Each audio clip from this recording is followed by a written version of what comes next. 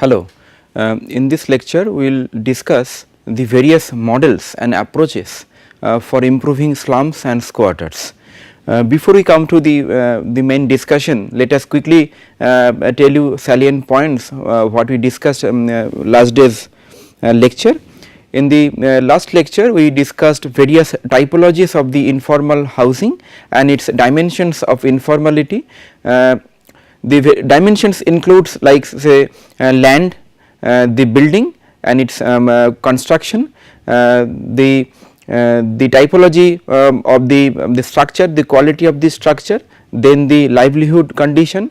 These are, and there are few more dimensions, and apart from the dimension, and we also told that there are various typologies like classical slums can be one typologies, the squatters which is coming over the along the canals and the railway lines, and the jute lines or the industrial workers colonies are another typology, and then there are typologies like urban village or unauthorized colonies, and we have seen that all the typologies they have different variations as per the dimensions of their land, building, livelihood, the nature of lifestyle like mobile or static, all these kind of dimensions. And we also told that the slums and the squatters, these are the major and the predominant informal housing typologies what we see in our city, and it holds more than 50%. So today we will see that see what kind of approaches and models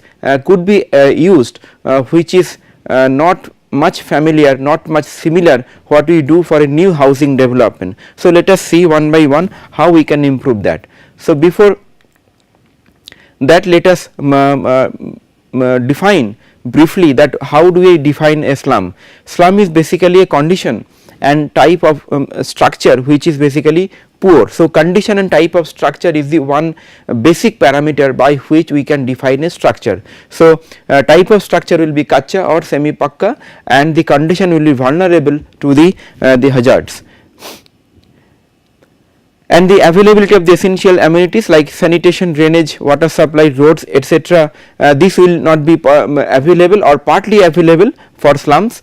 Then density of the population will be very high, because within a small area the large amount of people are living there. It is a compact, but definitely they lack open space for their recreational purpose, and urban environment in terms of their sanitation and the pollution are another criteria to define the slum. So based on these four major parameters, time to time Government of India and various state governments they define slums, and nowadays this definition and the delineation of the slum boundary is delegated towards to the urban local body, so that at the urban local level, at the local level, the urban local body, that is the municipal corporation or the municipalities, they can delineate or redelineate, notify or denotify a slum based on some salient parameters. So these parameters are generic in nature, so there could be variations in state laws and the central laws. Now what are the causes of slum formation? We told in the last lecture also that it can be I mean it is created due to the job location, or because of the job location in the different areas, maybe in the different cities or different areas they commute, they migrate to different areas, and because the affordable housing is not available on that area, they often are forced to take the informal housing in terms of rental housing, or they encroach in the public land. There could be reasons like political turmoil, like we told about the squatter development, refugee settlements, like after the war or after the division of the country, after the independence, there are huge refugees which came from the other neighboring countries, and it is a very usual phenomenon for any political turmoils or any international events like that. Then there could be internal problems like riots or religious or tribal problem in the states or in the trouble prone areas, and because of those areas people often migrate from the troubled area to the neighboring city areas, and because they do not have anything to survive there, any financial means, they often end up in the informal housing. Then another very important reason is that because of the fast growing urbanization, the scarcity of the habitable land is there. There are very few cities in India which has a solid or the robust land banking mechanism. So in every cities, getting a land by the public authority, private authority, and for the common people is a very difficult job, and because of that the slum formation are there. Then we have told that because of the attraction of the city, sometimes rural urban migration, apart from the job and degradation of the rural economy, they come to the bigger cities or the bigger districts to get the better jobs or the livelihood. Then design habitation for cheap labor. Sometimes governments they provide the habitation for the cheap labor, like and because of that the people over in surrounding areas, they take that job opportunity and stay in the areas given by the government. And then there could be other reasons like religious, tribal, caste, professional and provincial problems, and because of these problems people are often comes to another place, migrate to another place and makes settlements. Now let us see what are the types of the poverty associated with the informality, because informality and poverty both are kind of very compatible terms which are associated with. So let us see the types of poverty.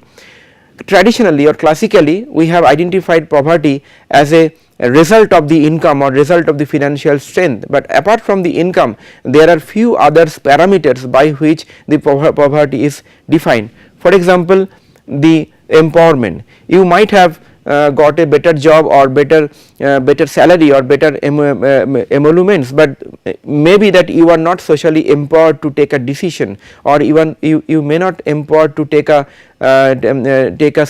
position where this social security is there. So the empowerment, especially for the women in our country, even if they earn money but they are not empowered in most of the cases. So empowerment sometimes leads to poverty, or it adds to the poverty of the people.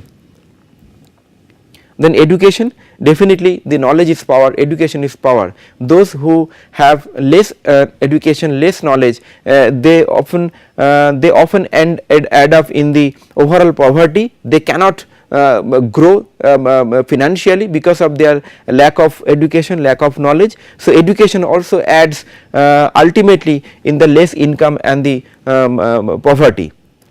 Then health.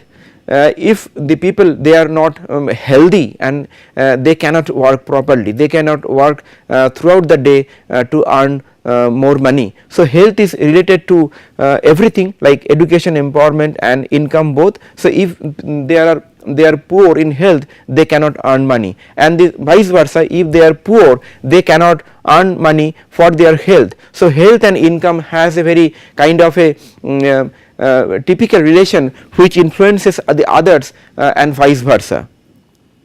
Then shelter, the person having a shelter and person not having a shelter makes a difference. If you have a shelter, a permanent roof over your head, you can do lot of work and you are socially secured, and if you do not have the secured shelter, you definitely you lack the security in terms of the society, in terms of your safety, security, in terms of your environmental elements like say temperature, rainfall, etc., and also natural hazards. So shelter makes a difference in defining the poverty. Then definitely shelter has two components, structure and tenure. Structure makes the physical quality, and tenure defines the whether you own it or you rent it or you do not own it. Then personal security belongs to their social structure. Social, if somebody is having a family which is a basically backup for the crisis period, definitely they have more personal security. But if a person who is single and moving all along the city and they do not have any place to stay, so ultimately they end up in staying in the pavements and in the public places. So these are the types of the poverty which are interrelated with each other, and on the health we have these three interrelated elements like civic infrastructure, preventive healthcare and curative healthcare. These are related to health, and if you do not have any one of them, it will adversely affect the health condition, and poor health condition will lead to the more poverty of the people. Okay. Now let us discuss the models of slum improvement. Basically, now let me tell you that this term, the improvement, is a general term. Now will bring few more terms to understand in a better way that it can be, how it can be, it can vary based on the context and based on the site. Now we have three models. One is Offsite model, second is the Nearside model, and third is the Onsite model. The name suggests that Offsite model is basically the model which is exercised outside the site. Now where we should go for Offsite model? The situations where we find that the settlements are living in a very non-tenable area. Non-tenable area we discussed in the last lecture, we are not going into much details. Non-tenable areas are areas which are hazardous, which is not prescribable for the future development. So people who are staying temporarily or permanently in the non-tenable area, those are prescribed essentially for the relocation and resettlement to the offsite locations. So for the offsite model,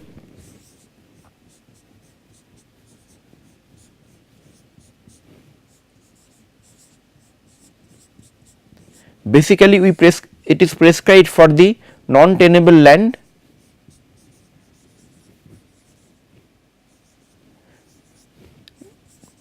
and its result is we have to resettle physically and sometimes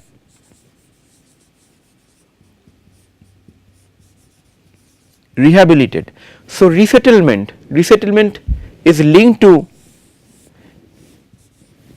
the house plus services or infrastructure, and rehabilitation relates to basically livelihood or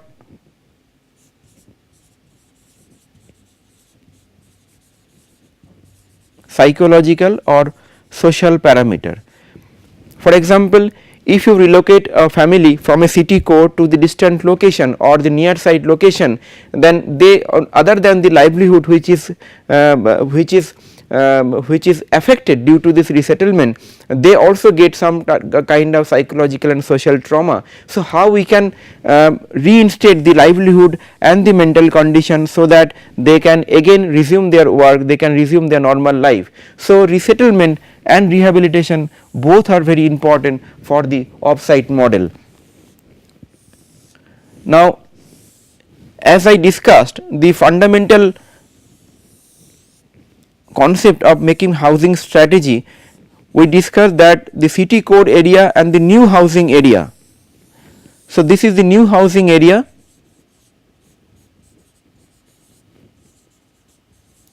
and this is the core city or the existing city. Now based on our land availability, we can relocate the slums many places, but our approach or our effort should be there to relocate them in the near vicinity, so that the travel from their home to their job location is not very long, is not very far. For that reason, because we have experimented with several models for resettlement and rehabilitation in the far side, that is the beyond the city limit, like here. So this kind of model, which is also termed as far side model, is never was successful, because if you relocate them in a very distant area, they cannot come, cannot come to their own job location. So for that reason, we always encourage a site which is very near to their original site, which is called as Nearside Model.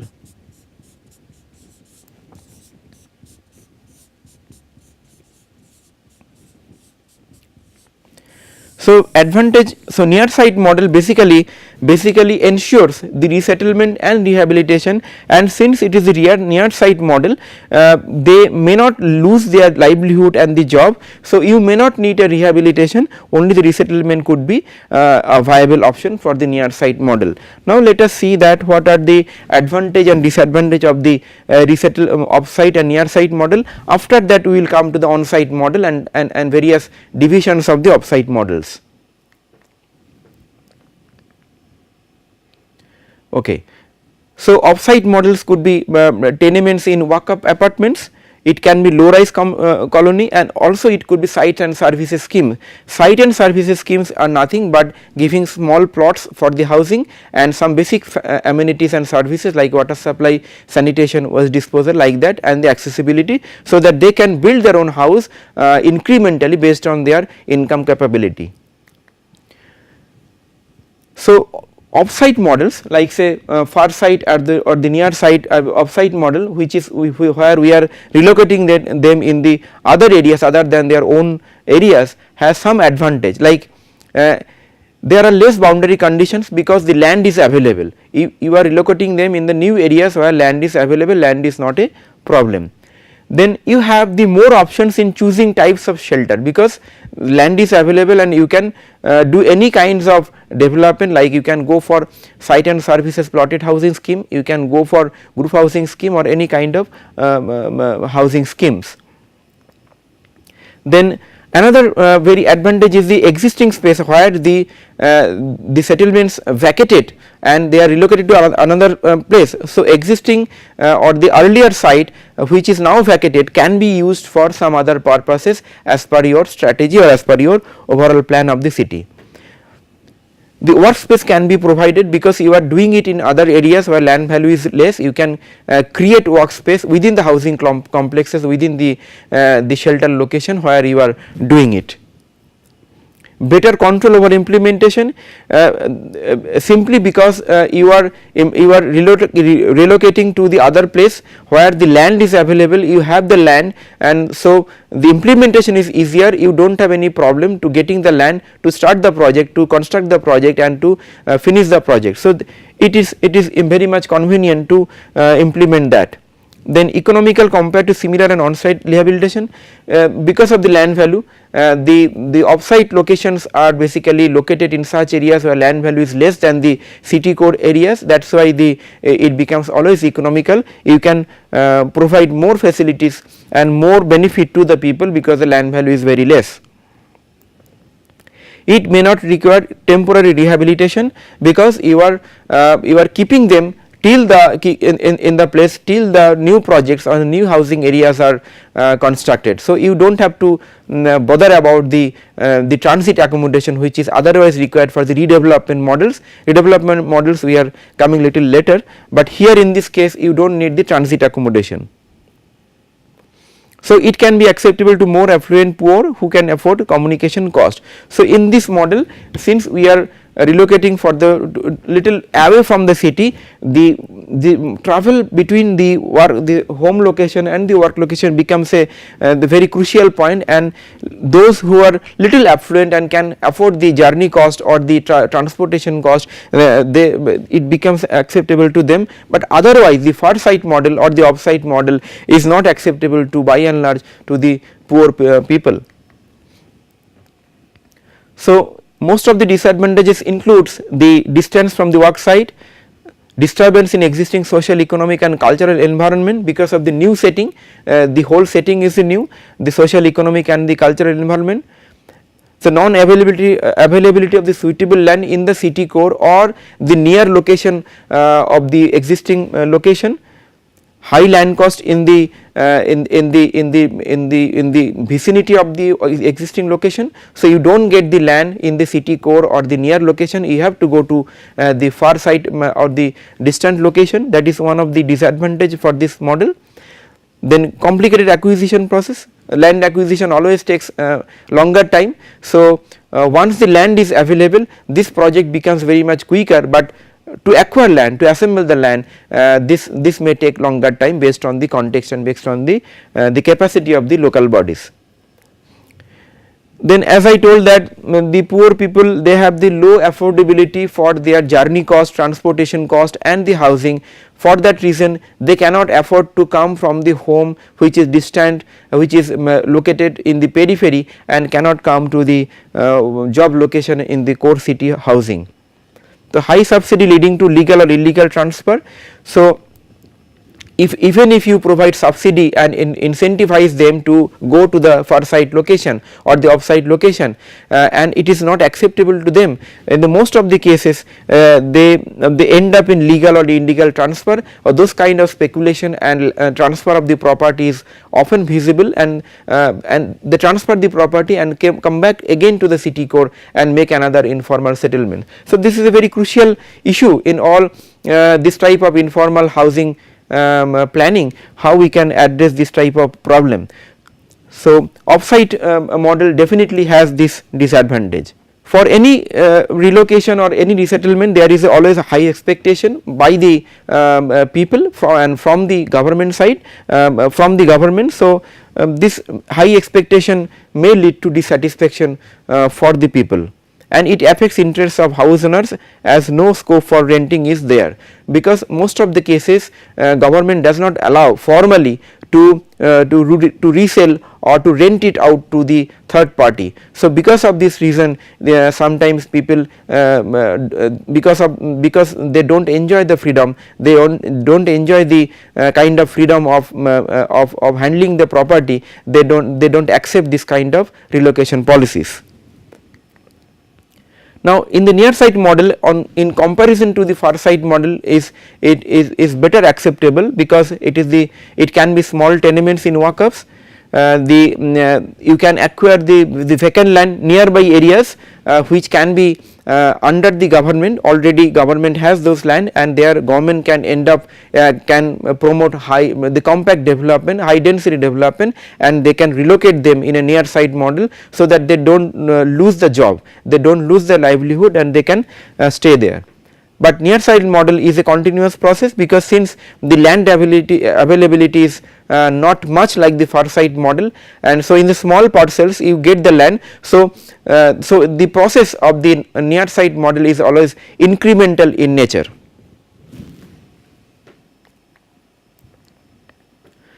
But the advantages is in the Nearside model, the more you go for Nearside model, you relocate them in the Nearside sites, viable sites, you get more land where you are vacating them from the earlier land, and those lands can be used as a continuous land bank for other purpose by the government, and less disruption of existing distance to workplaces. Unlike the far side model or the offsite model, there is a less disruption and the less loss in the livelihood and the job location. They can continue their own job or the earlier livelihood, because they are located very nearby than their earlier livelihood. So, automatic acquisition by the act, sometimes government can acquire the land or sometimes acquire the land of the previous land and the new nearby sites by using their own act. So, it can be a advantage for the Nearside model, whereas in the far side model, since you need more land, the acquisition may take time and it may be cumbersome. So, since the land value is very high, you cannot afford the large chunk of land. So, you have to go for a small amount, some smaller chunk of land to reduce the land cost in the lesser amount. The disadvantage of the Nearside model is that it can be high cost because of the land value. High subsidy could be there, leading to legal or illegal transfer. Whenever a subsidy or the cross subsidy is given to a poor people for the shelter or the infrastructure, it may lead to their legal and illegal transfer. High expectation, as usual, affects of interest of house owners, as no scope for renting a portion, as we have discussed. Isolation from ground based livelihood. If they are currently staying on the ground floor, they are busy on their livelihood opportunities, their jobs, it may be shops, it may be any kind of agricultural activities also, but once they are relocated to a multi-story walk-up apartments, they lose the connection with the ground, and because of that they may lose the job. So that is a very important issue which we need to address. Now, apart from, considering the disadvantage of the offsite, sometimes it is termed as far site model and the near site model, we go for a on-site model, which is basically upgradation of the basic services, improvement including the service and the structure, and redevelopment. So in the first category, we just improve the services like basic services, water supply, sewerage, sanitation, waste management. We are not touching the building, we are not improving the building. However, the building are acceptable in condition, we can go for this kind of approach. Secondly, if we find that the slums are very poor in condition, in structural condition and in the service condition also, we can improve both the service and the structure both. So those kind of models are called slum improvement model, and also we can go for redevelopment, where we can dismantle or we can remove all the structures, we can relocate them temporarily to some transit accommodation and then rebuild the whole buildings on that site and bring them back in the site after the construction is over, and those kind of development is called as redevelopment. Now I tell you two examples of the redevelopment. So basically these two approach, upgradation and improvement approach, is on-site approach, but it does not affect the building as such, it improves the service condition and building. But here it affects the life temporarily, because you have to resettle them in a temporary transit location and bring them back, and to make the viable the project viable, you have to bring some amount of commercial viable use in that particular project in terms of commercial development or in terms of residential development for the higher income group or the middle income group. So conceptually, if this is the site of the slum location, after the redevelopment you may consider one portion of the site to locating the slum population, to rehousing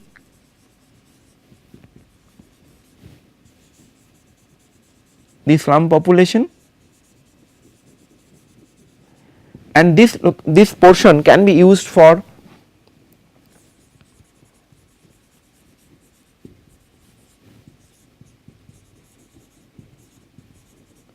commercial viability, because the whole project has to be viable financially. So for this you can bring some amount of housing element like HIG or MIG, which you can sell at the market rate, and from the profit element of the sale of the HIG and MIG, you can cross subsidize the cost of the slum population, rehousing of the slum population, and you can give the new house to the slum population at free of cost or maybe at the nominal cost. So that is the mechanism. In some cases where the land is owned by the government, they can go for the whole site redevelopment without bringing any commercial viability feature like HIG, MIG housing or the commercial development. That is also possible. So let us now see two examples. One is in the 70s we have seen few examples. This example is taken from Calcutta Metropolitan Planning Organization and Calcutta Metropolitan Development Authority. In the Chetla housing scheme, this scheme was done for the 1200 families. Here no beneficiary participation was considered.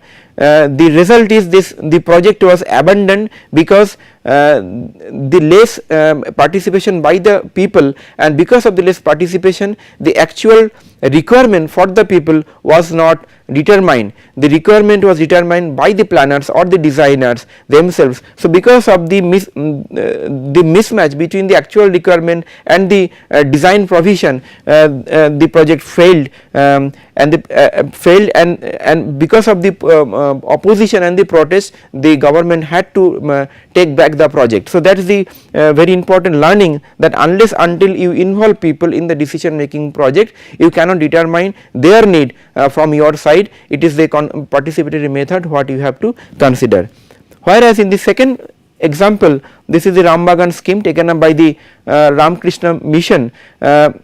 Here they have rehoused 352 families in 22 4-story walk-up apartments. Here they have involved the target group in the development process through various kinds of activities, like opening adult education center, they have opened Vivekananda social welfare, and they have opened the organizations like Jana Kalyan Samiti. So, because of all these activities, the communication between the slum population and communication between the slum population and the implementer are much more. So, because of that they could penetrate, they could do some better work, and as a result of that it was the typology was accepted. So, in this typology only one room, one kitchen balcony was provided, and also in every floor some amount of working space was also provided for the people.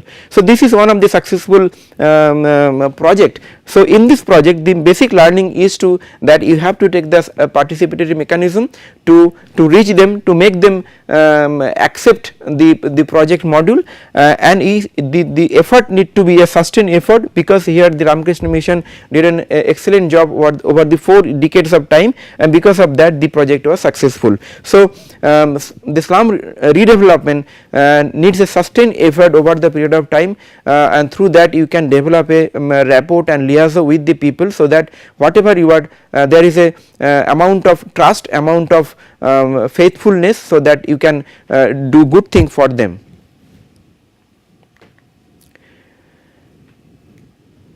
So, one before I conclude, one very important concept related to land redevelopment is the land sharing. Here in this example we have told you that in some portion people are coming, you are housing the people in some portion, and another portion you are giving to the commercial viability. This kind of mechanism is called land sharing, but this mechanism is possible if the government is having the land. But if the land is owned by the private agency or private company or private person, this kind of land sharing needs lot of negotiation, lot of persuasion and sustained effort, as we have seen in the Rambagan case. So, other than this effort or the negotiation and the participation, the land sharing and the redevelopment may not be successful. That is the key learning from the redevelopment approach. But one of the major changes in the recent development, recent policies in the housing is that we are trying to redevelop the slum population on the same site, except those cases where they are staying in the non-tenable or the hazardous land. Other than those cases, we are rehousing them, we are developing them, or we are keeping them in the same site, so that they can continue their own livelihood and they can get a better housing for their future. So, next lecture we will discuss the strategies, housing strategies which could be taken for unauthorized colonies and urban villages. These are different kind of informal settlements. So, what kind of policy could be taken, that we will discuss. So, today we discussed basically the models of the slum improvement and the squatter improvement. We have discussed 3 basic model. One is the offsite model. Offsite model is also called as a far-site model.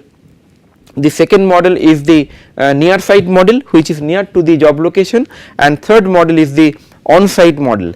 The far-site model is not much acceptable because it lacks the connection between the job and the home, whereas the nearside model encourages or ensures the job and the home movement, and nearside model is comparably much acceptable than the far-site model. Whereas in the onsite model we have seen 3 categories, like upgradation, basically linked to upgrading the infrastructure condition and the basic services without much improving the housing or the structure. The improvement deals about the structure and the infrastructure, whereas the redevelopment basically deals about the rehousing of the whole population by rebuilding the buildings and the infrastructure, and during the construction period shifting them temporarily to some transit location, so that they can come there after the construction is over. And for the redevelopment, we told that it is essential to have a participatory method, to have a constant negotiation and constant effort, considering the intricacy and the complex nature involved in the redevelopment process. And redevelopment is possible financially if we use the concept of land sharing, where we are keeping the original population in some part of the land and bringing some other population or some other land use which is commercially viable, and we are making a cross subsidy between these two